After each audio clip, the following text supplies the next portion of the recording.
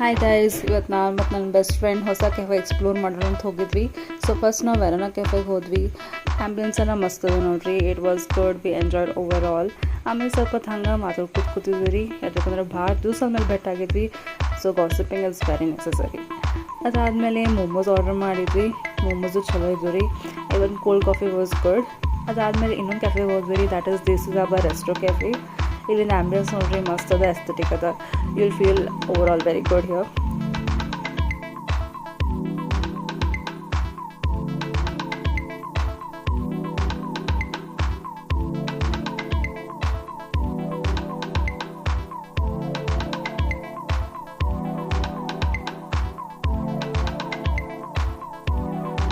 ಇಲ್ಲಿ ನಾವು paneer Thai woke order ಮಾಡಿದ್ವಿ. ಮಸ್ತ್ ಇದ್ದಿದ್ದು ಟೇಸ್ಟು.